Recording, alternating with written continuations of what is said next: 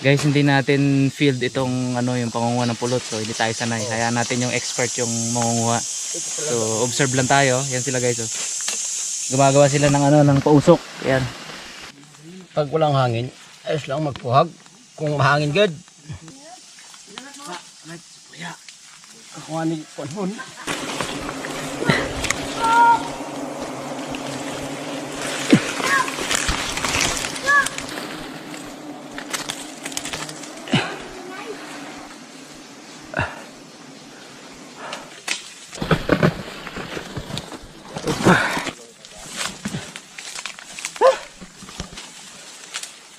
talaga.